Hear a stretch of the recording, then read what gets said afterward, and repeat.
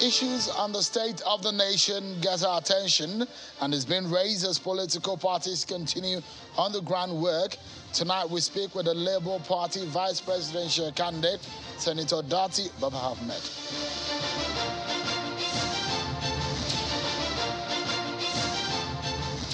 And university lecturers have extended their strike action by 4 weeks to allow government finalize its decision on their demands.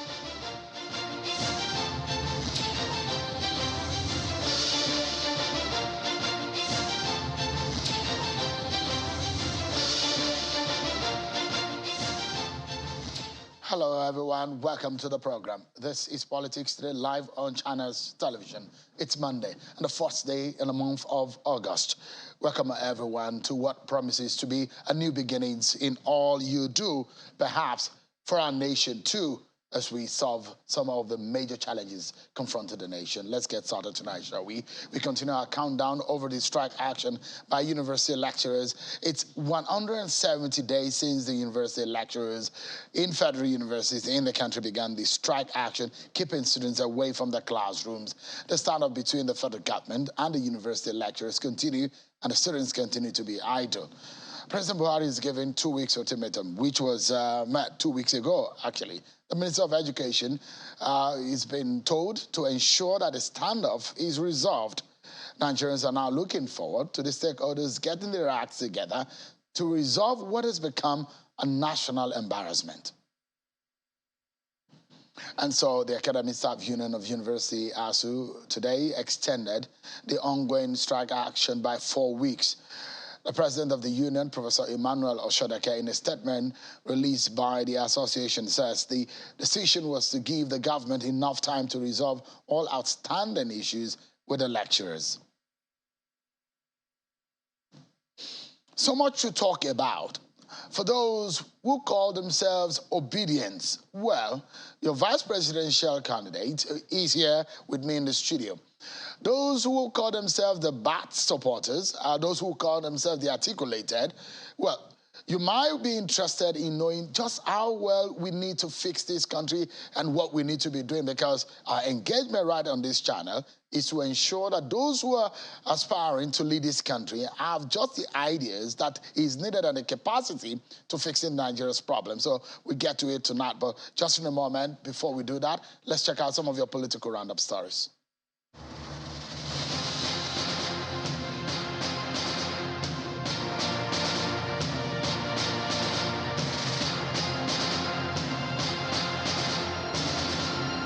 Governor David Umahi has won the All Progressives Congress APC ticket for Ebonyi South Senatorial Zone in a fresh primary election which took place at the Afikpo North Local Government Headquarters on Sunday.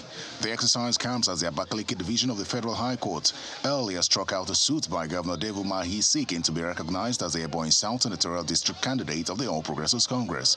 The exercise was conducted under the watchful eyes of security operatives and party supporters. Declaring the result of the election, Professor Adedayo said Umahi polled a total of 250 votes to emerge winner of the election, while Ezenwai scored 3 votes, Wakego scored 5 votes, and 7 votes were declared invalid. I accept this honor.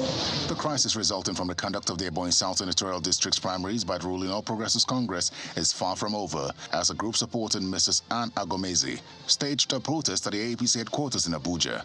The protesters are asking the APC National Working Committee to intervene and resolve the disaffection that has resulted from the struggle between the incumbent governor and Mrs. Anne Agomezi. Should the situation in Ebonyi South Senatorial Zone be allowed to stand, it will definitely cause a high level of disaffection. A support group of the Labour Party is calling on the federal government to rescue the country from the siege of terrorists, bandits and other criminal gangs holding sway in some parts of the country. Addressing a news conference in Abuja, the Director of Strategy of the movement, Mr. Adang Aziadang, is appealing to Nigerian youths to assist the federal government in the fight against insurgency. Mr. Aziadang, who believes Peter Obi is the only presidential candidate capable of fixing Nigeria, further appeals to the federal government to address the nation's economy through sound fiscal and monetary policies and the composition of a presidential economic management team. And the Anambra State Governor, Professor Chukwuma Soludo, has flagged off the renewed sanitation exercise in the state to drive home his commitments towards a healthy, green and livable homeland. The governor, who performed the exercise at the popular Ekeoka market, directs a comprehensive sanitation exercise across the 21 local government areas of the state, adding that 31 sanitation contractors have been engaged to assist in waste evacuation and other sanitation activities across the state. We are starting it again in Anambra with greater vigor.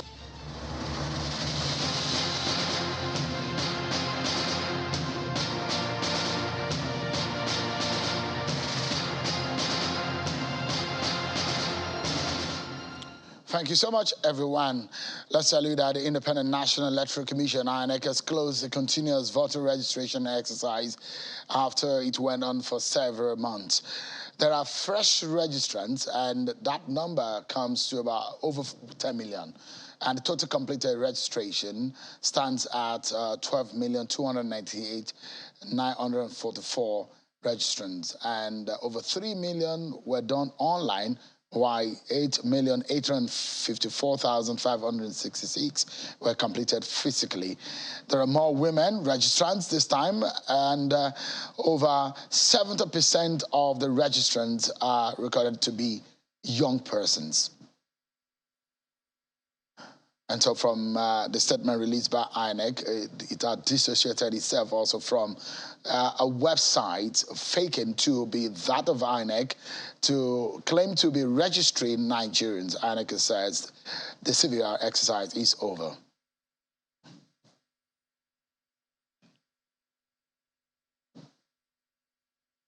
Well, in about a month, the 2023 election campaigns will begin, and political parties are already making final touches on their campaign plans beyond what is being said and done are the realities of fixing the many challenges confronting this nation. Already, there are reasons for candidates and parties to speak up based on the state of the race. For example, today, Senator Dati Baba Ahmed, the vice presidential candidate of the Labour Party, came out in a press conference to speak up on some social media account attributed to him. He has since denied some of those comments. He says for several years, he's not even been on Facebook or any of these social media handles or website or sites.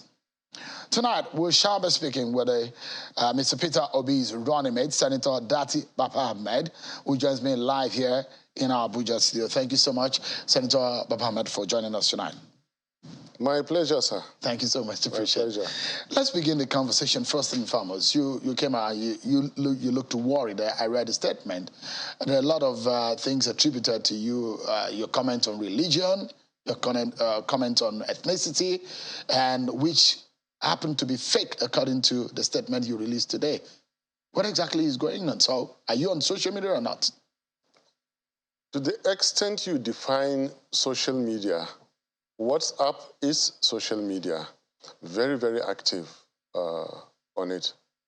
But right from inception, when I tried to join Facebook and Twitter, someone had gotten there before me.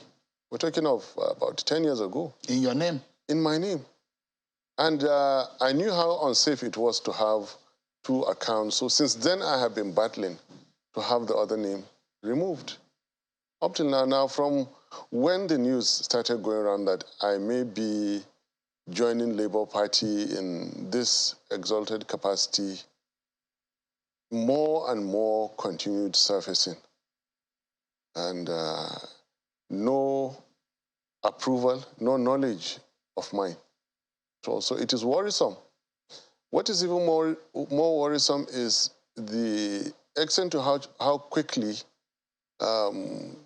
fake news, distorted news, without facts, without evidence, is hosted in those. It's very uncharacteristic of me, the messages exchanged in those accounts. And that is why I went the extra mile to thank the discerning online community who would quickly come back to me to say, by WhatsApp, for example, that we really believe this isn't you. Definitely it's not me. Can you do something about it? On daily basis, there is one news item or another. Now, these news items are increasingly becoming more sensitive. And then I consulted widely and concluded that the best thing was release this press conference, use the material to get across to the owners of those platforms to make them realize how serious this matter can be. Now, playing politics, as we know, has very loosely defined borders. It is very easy for those, you know, who are in need of catching up grounds lost to engage in unethical acts. And what is more unethical than impersonation? The laws of the Federal Republic of Nigeria have very strict sanctions on impersonation. And what I call this is pure impersonation. It's a criminal offense, except that you really cannot just identify who it is because it is online. So are you taking these up legally or beyond your approach?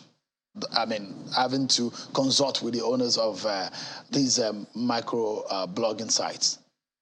You can only engage in it legally if you are able to identify who those elements were, those individuals that have opened and are operating the accounts. In the absence of that, there's nothing one can do. And that is the danger in the social media space. Extremely dangerous. I mean, you're aware of just how strong the supporters, the Obi-Dient movement, the Obi-Dient movement are on social media. Are you aware? I am gladly aware. And I'm humbled by that fact. Are you worried that this election might be shaped largely by the force on social media? It might be, issues might be directed and guided or also pushed by social media. Are you also aware about that? In fact, that underscores why I took it so seriously the way I did. So with this concern that you have, yes. this impersonation, yes. and some of those who have cloned your name and your identity online, are you worried that may be used, that might have some effect on your campaign? Well, that is why I'm trying to stop it from getting there. It's not only the campaign they're targeting. If you read the full contents in between the line, you see, we are genuinely of the opinion that some opponents to us underestimated what you just said now, how powerful Labour has come to be and how powerful it is going to be by election day. The so-called runoff they're talking about may not even happen. They're already talking about a runoff. It may not even happen, I tell you. You think that you might win on the first ballot? Is that the thinking of the Labour Party? Absolutely. You think you have what it takes to be able to do that? I think by the special grace of God Almighty, we have that. It might not even get to a runoff. What do you see in your permutations? Looking at the crystal ball, how do you see this election coming out? What figure do you think your party might be able to pull? I see, please allow me not to call the names of the parties. The one in Kano, just remaining there, because in Kaduna, it is almost gone completely ever since I appeared. That party no longer exists in Kaduna from when I declared for Labour Party.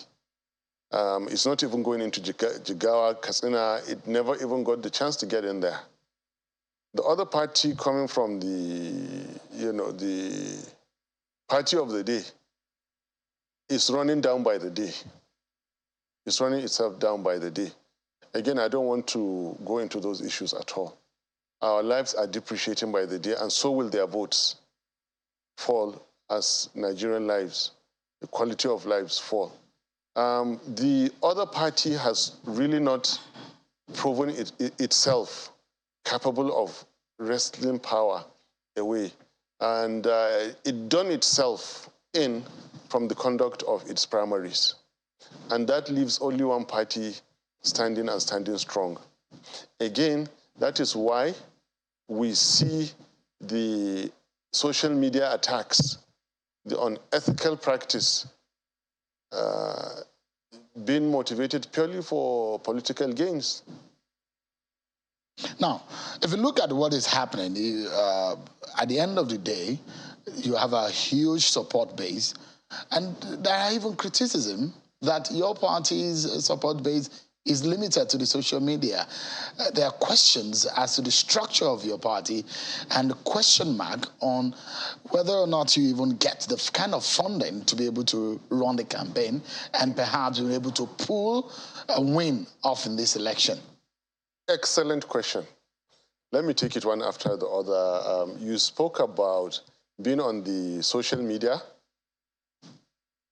Do I have your attention? Absolutely. Please yes. You spoke about being on the social media. It is being read wrongly.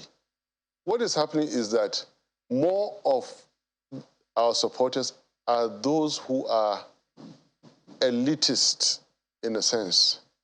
And even those whom we think are rural, in a sense, are increasingly inclined to go the Labour way. We're making them more aware and more literate. And to be with us, they make the extra efforts to become socially literate, socially aware, and are beginning, even for the sake of Labour Party, participate in the social media space. They are beginning to realize how easy it is. For someone like me that has lived all my life in the education world, this is more than exciting, because I get my excitement from seeing people learning and moving up the education ladder. And that is what Labour is doing at the moment. We are not limited. It is that the increasing number of those who are joining Labour now are those that have this general modern attitude. They're more like all the young population are in Labour. 99.5 possibly of the young voting age are Labour. These are the people who use social media. Now, go to the motor parks, go to the markets. Those are not social media platforms. Go to shopping malls, even security men who open gates. When they see Labour, they become excited. Go to the airports. You might say they're only the privileged to travel by air. No.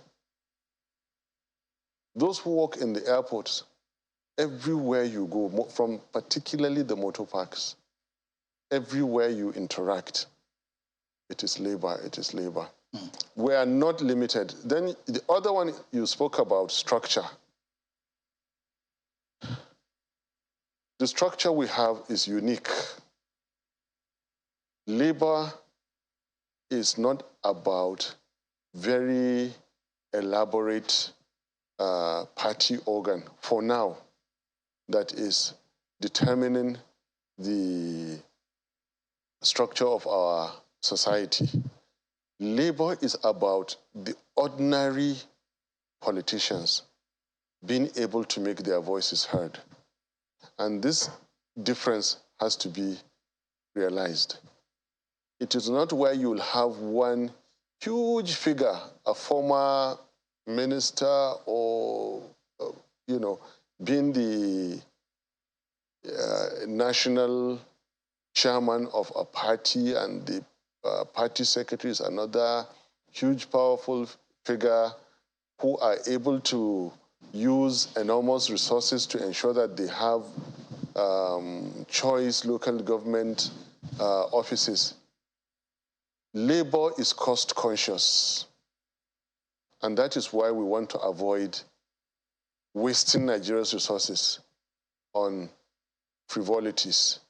We know what frivolities are, and we know where the sweat of our loyal supporters should go. That is why we choose the kind to have the kind of structure we have now. In fact, no other party has the kind of structure that Labour has. And what kind of structure is that? That is people-oriented structure. I mean, that is actually stratified structure. Can that structure win election? Has it been tested? Absolutely. If you're asking, then you're asking me to go into history, which you don't have enough time. Well, there's no enough time. But I know you've been in the House of Reps, you've been a senator before. You understand what winning an election is. Thank you. Especially at the national level. And I also know what paper tigers are. Because the moment the trillions are not in APC, it collapses. By my calculations, the winner of 2023 elections would have to spend, from when they began, even before the primaries, to the conclusion of the Supreme Court, if it gets there, modestly, I think 3.8 trillion naira. This is what Labour will never allow to happen. A Peter Obi will never, ever allow this. Neither will someone like me. And look, it is for the sake of Nigeria we're doing this. When eventually 3.8 trillion, and it's not 6.5 like some people put, it's 3.8. I'm not saying I'm absolutely right. This is the calculation. Of anybody that will win the election? No, I mean from those two parties that historically have run and... That sort of amount has been spent on elections? Exactly. For campaigns? Not for all the way to the end of Supreme Court. And you think that this is unnecessary? This is very unnecessary. And this is, I told you, this is what Labour will never do. When you have 3.8 trillion naira spent, it tells me that in a 4-year period, we will be lucky to have 6 to 9 months of capital projects in Nigeria, and that includes the security apparatus, buying capital equipment, training and other capital projects for our security networks. All right. And that tells you how dangerous. Then when you come to finances, okay, we are very careful and we raise our funds in very clean, legitimate manners. Have you started raising the funds? We have not. How do you hope to raise funds? Decent contribution from supporters, friends and family, strictly according to INEC guidelines. All right. Strictly. Let me take you to, because I have a list of issues that I'd like you to answer, because tonight, a lot of Nigerians who are watching do not even care about the name or the party. I guess a lot of Nigerians are just tired about the state of the security, insecurity, the economy. They just want something that works. I don't know if I'm speaking your mind, an average Nigerian, wherever you may be watching tonight, but I think I do. People just want a better life, a good life, a secure environment where they can live. So first and foremost, if you can, in 30 seconds, tell us, you've seen the danger in the social media and how it's being used. I mean, you are, you've come to the, you're a victim now. Would you be doing anything about it? What exactly would you be doing should you win the election? Well, we will promote reaching out to the creators of these technologies to introduce proper regulation around it. That's the only way to go about it. Or censors? Well, not censor. Simply regulate the opening. You can't regulate social media, but who is operating what should be checked. Let me go to some of the real issues here. And it's about the issue of capacity. Whether or not the Peter Dati ticket has a capacity to lead Nigeria. In fact, that has been questioned recently. Governor of Delta State and the vice presidential candidate of the PDP has said Peter Obi does not have the experience to lead Nigeria. How would you react to that? That is absolutely untrue. In fact, I beg you to show me anyone who has had more experience in leadership in 2023 context. And by that context, I mean the candidates that we have now, the 4 leading candidates. I fail to see anyone that even comes close to His Excellency, Governor Peter Obi. The world is now in a stage where we need private sector experience.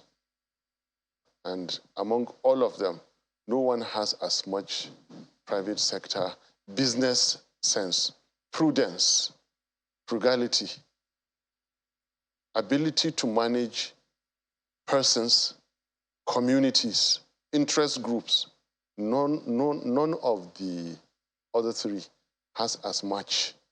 I have reached a stage now where I would just overlook and avoid calling names of any other candidate because Nigerians are already seeing and speaking.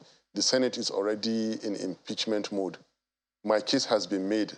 And if others are speaking what I used to say 4 years ago, I think I can move up to more important things.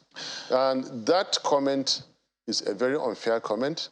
And I would like to think that very soon, the maker of that comment will have to retract because it shows he has no idea about what capacity is. Reading through His Excellency Governor Peter Obi's resume, what he did in the banking industry, even before then, the businesses that he ran. Come on.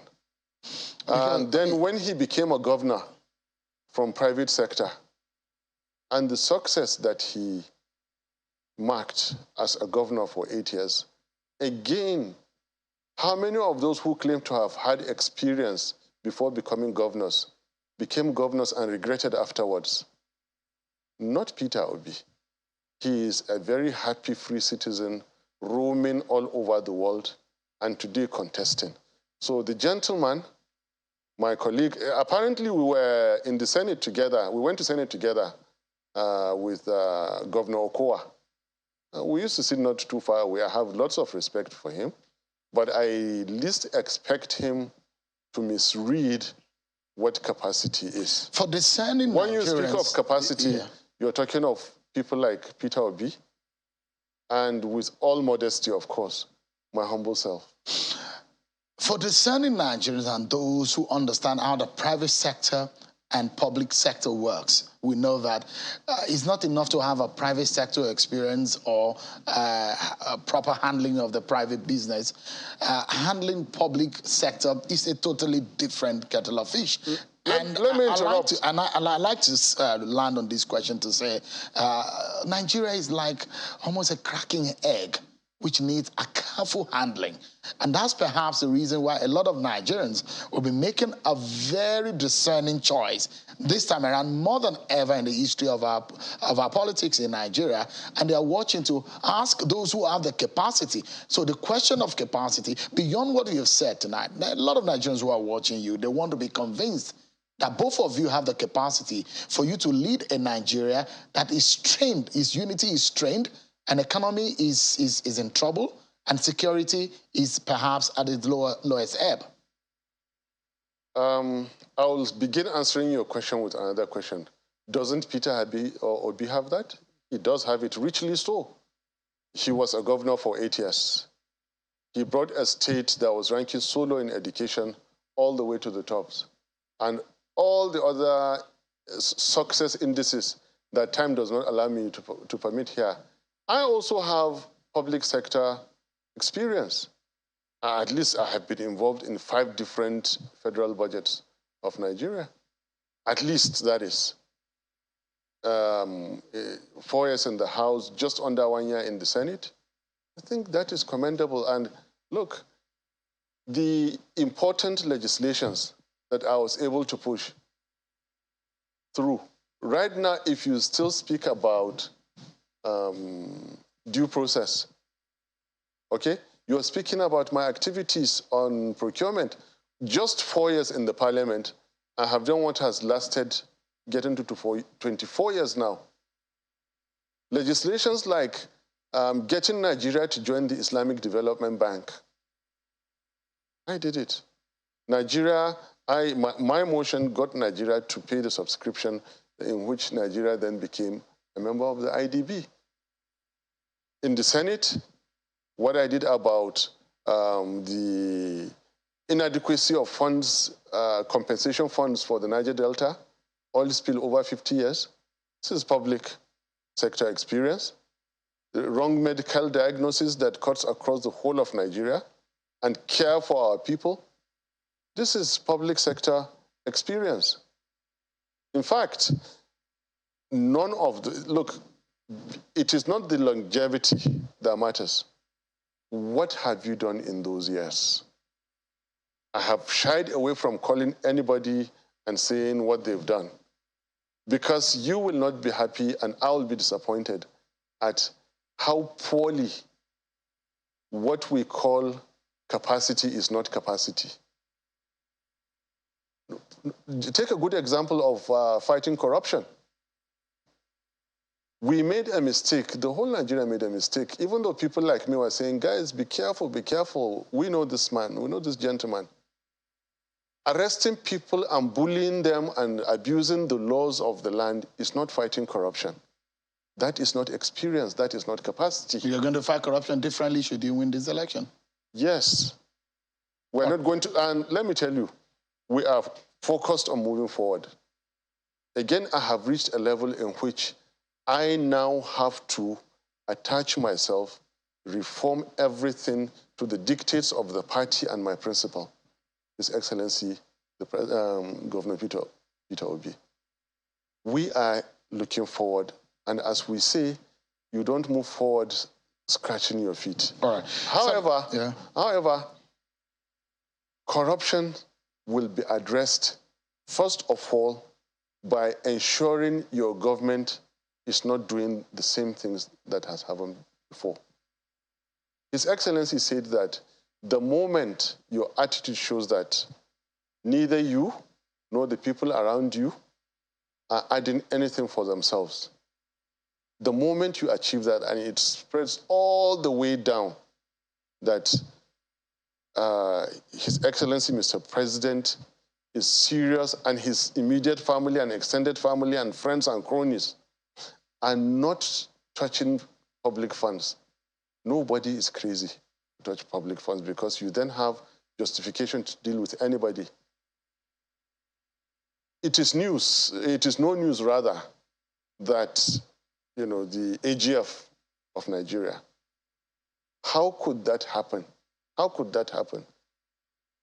They lost the respect and the fear they had for their principal. This will not happen in an Obi Baba Ahmed go. It cannot happen. And this is, so fighting corruption starts with the individuals. We are not looking for money in government. We are looking for a government in money. All right. Let me repeat. Okay. We are not looking for money in government. We are looking to see a government in money. All right, we'll take a breather. I have two questions for you, which are very paramount for me and perhaps for my viewers. Is insecurity is going to be fixed, and this education issue, the ASU strike, how is it going to be fixed? A lot of Nigerians are very interested in that. We'll come in our concluding moment with you after this break. We take a break, everyone, and when we return, yet another senator will be joining me after I've concluded my conversation with Senator Dati Baba Ahmed, and it's going to be Senator Adamu Bukachua. The state of the APC, what is happening in the Senate, and the way forward for Nigeria. Join us again, everyone.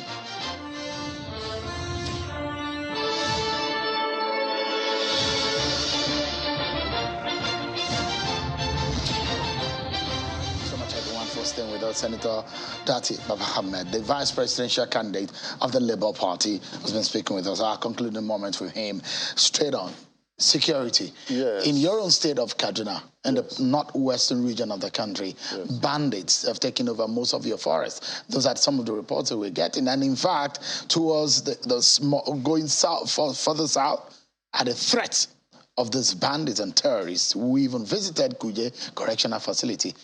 Tonight, does the Peter Obi Dati ticket have a solution to insecurity in Nigeria? We do. And what is that? My answer is that we do. Just take it. We do. What solution do you have? We do have the solution. How would you fix it? Nigerians want to know. We do have the solution. My good friend, please take it as that. You don't want to divulge? better not to. I mean, anyone that wins this election will have to tell Nigerians how they hope. See, I'd like to give you answers, but let me ask you this, which will be my answer. What is it in the past that Nigerians have not heard? What did APC not tell you? I don't want to call the name. What did Buhari not say about restoring security? What allegations unsubstantiated did they not make? Are Nigerians not tired of hearing people talk and do the opposite? His Excellency Peter Obi and I are completely different mix of these kind of politicians. And that is why we're seeking that opportunity. When we get that opportunity, we will deliver. Talking, the importance of talking has been destroyed by the failure of this administration.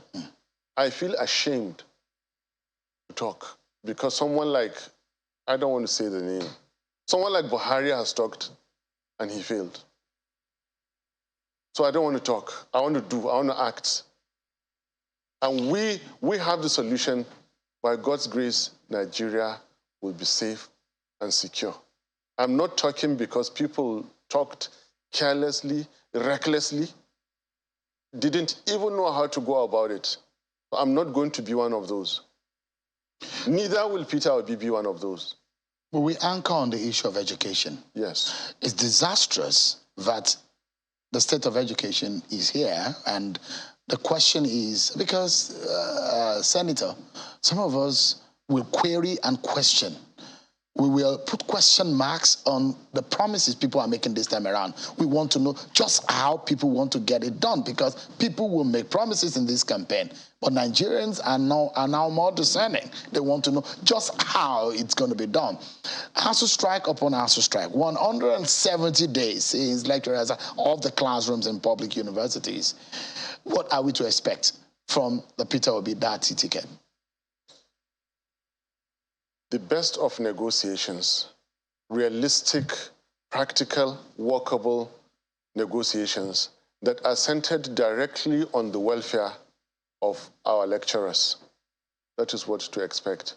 Then we will immediately show the whole world, Nigerian public and the affected university communities, a clear, workable plan that will make them resume immediately, and we will also extract commitments that for the life of our administration, God willing, they are committed in as much as we are committed to zero strikes for the whole of that. So we will try as much as extract that commitment for a 4-year period.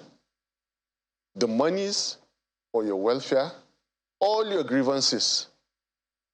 Here is a workable plan that we start from day one. That is it. Remember, labor by its nature is built on and around welfare of everyone, even beyond the classrooms. His Excellency Peter Obi is built on and around careful management of funds. Then me, outside my world of education, I'm about procurement. The money we save from procurement is what we'll use to improve the welfare of labor, of all working class all across Nigeria, particularly teachers and security agencies. All right.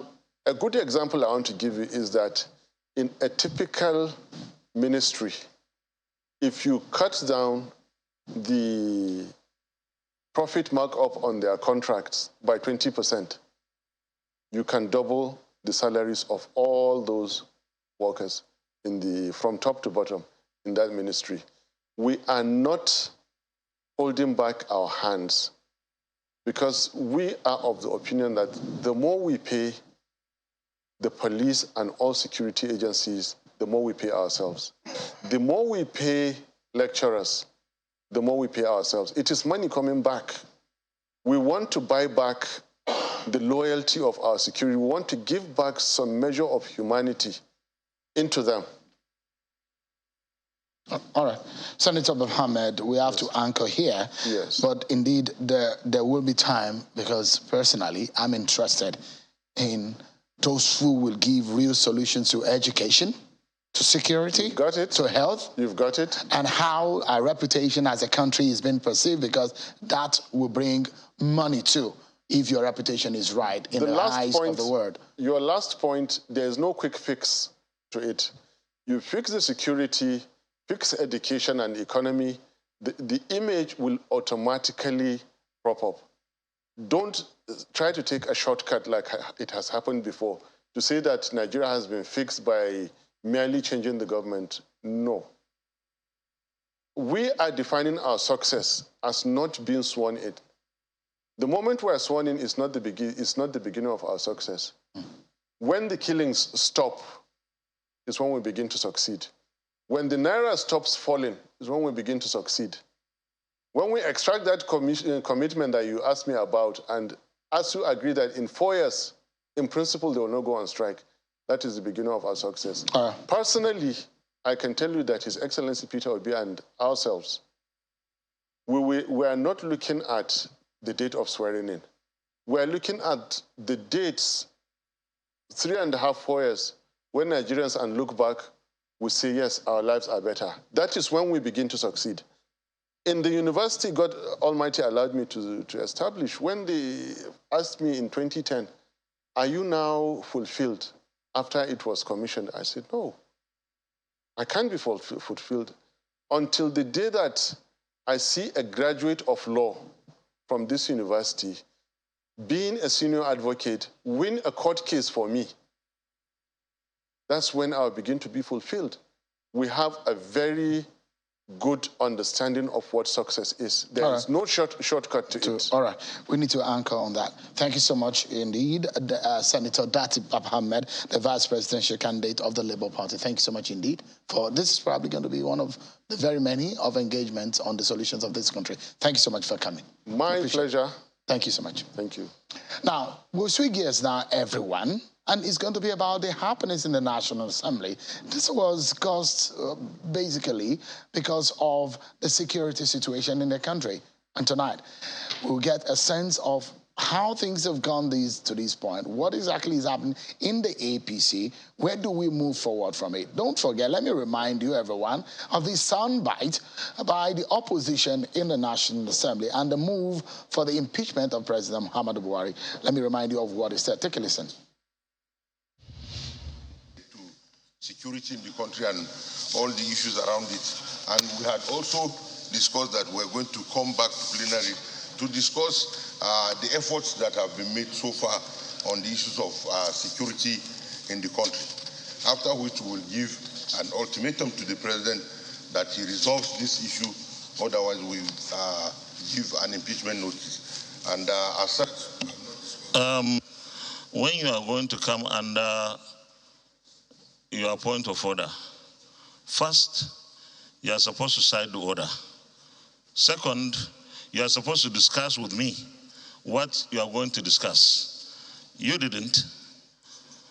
Thirdly, I read the progress report. Thirdly, when I read it, when some of our colleagues were still not listening. Thirdly, we have already passed that stage. Look at where we are today. So, just hold on, please. So, at this moment, that point of order, I don't know what it is, but falls flat on its face. That was the proceeding there before the senators went on recess, when lawmakers in both chambers of the National Assembly, in the minority majorly, are calling for the impeachment of the president, giving an ultimatum to fix security. I'm being joined by one of those who are in that sitting, a chieftain of the APC, Senator Adamu Bukuchua. Thank you so much indeed, Senator, for coming tonight. Thank you very much for having me. Give us a sense of what is happening.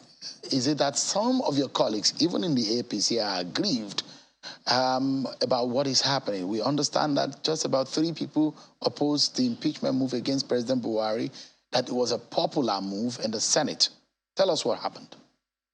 Well, in the first instance, on that day, the Senate went into closed session. And it was at the closed session that these issues were discussed. And without divulging so much, I can tell you that the majority of senators really felt there was need to initiate that action. The impeachment? Yes. Including the APC senators? That's as a majority. So it was unanimous, it was popular? Almost. It wasn't at 100% unanimous per se, but majority supported it. And this didn't come out to public knowledge because it was during a closed session. And you know, closed session, there are no... The executive sessions are... Executive session, closed session, we call it. There are no journalists, not even staff. The staff of the assembly. It's just purely a meeting of the lawmakers, senators that are present in at that day. Because I know the kind of person you are, you speak from the heart. Certainly. And you really, from the conversations that I've had with you, say things that you don't believe or things that are not true. No, certainly. Do you have a feeling, Senator, that there's something fundamentally happening in your party? Perhaps, do you have a feeling that your party is falling apart? No, it's not the question of the party per se.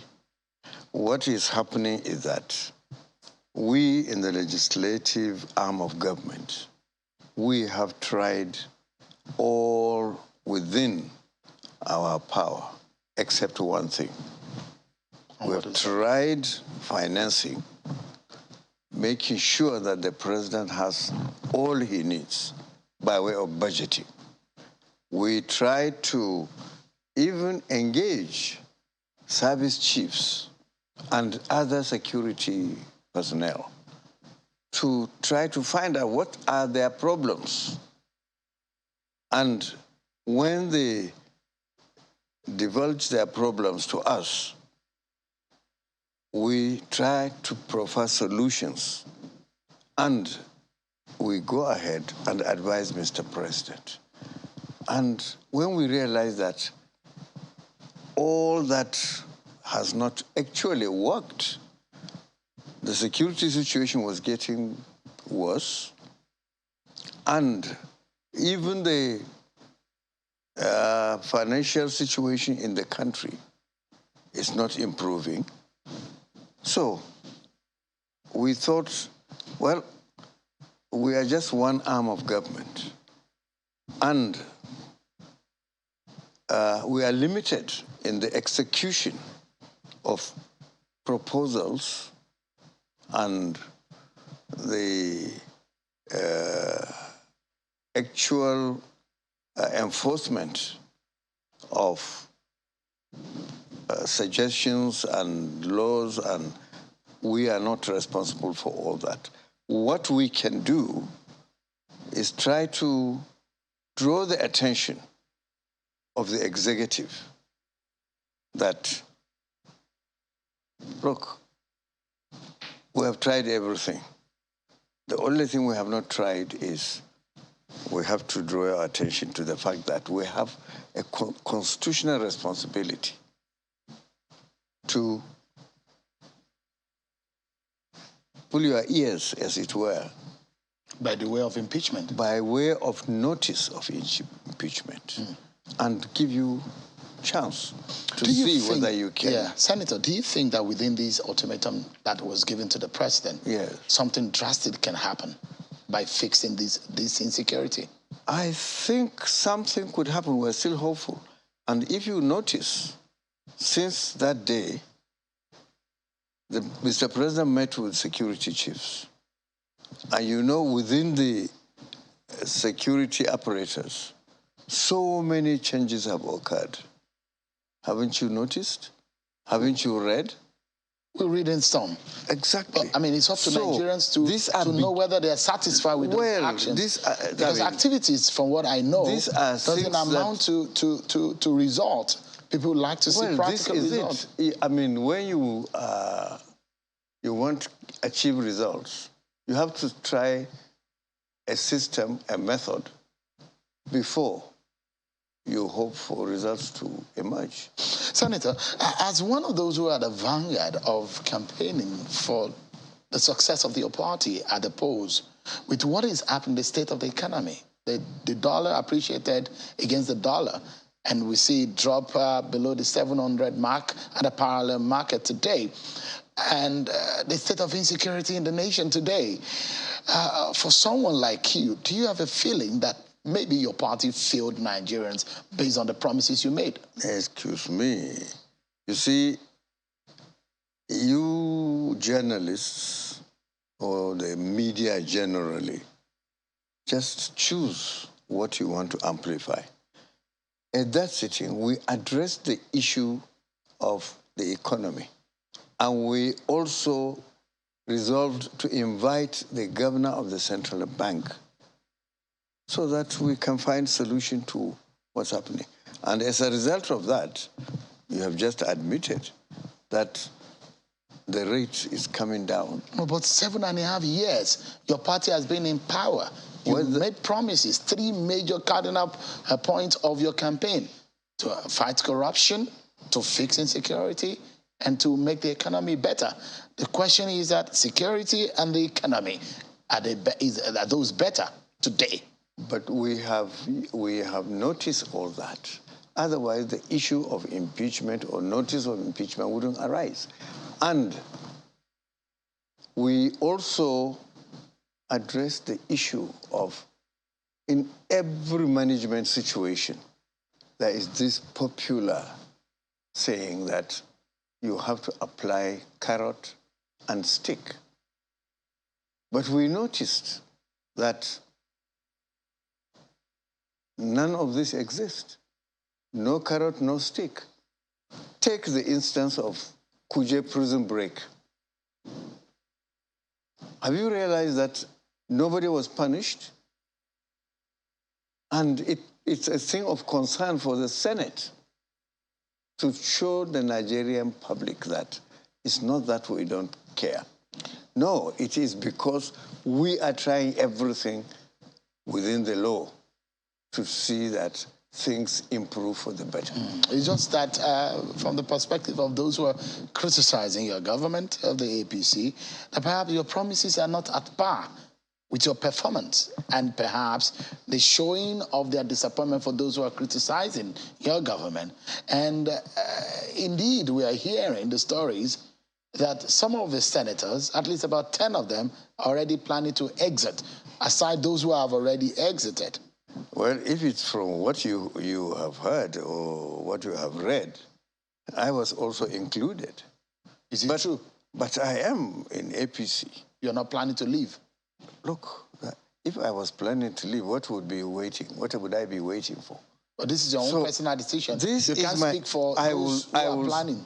No. We consider these things at private meetings within the Senate and within senators, among senators rather. And please, we are looking for solutions to Nigeria's problems, not our personal problems. So, what I am addressing here are the solutions.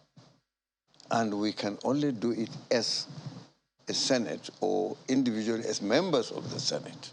Not minding which party you belong to. It doesn't matter which party. If some of your colleagues in the APC leave, in the Senate, you still have your eye on the solution of the nation. Like I said, in the Senate, we don't say, oh, you PDP, if you don't support us, we forgive you or we don't mind. No. We have the same responsibility. Whether you are in a PDP, YPP, whatever you are, whatever political party you belong to, your principal responsibility as a senator is try to solve the problems of the nation. We took oath before we were sworn in.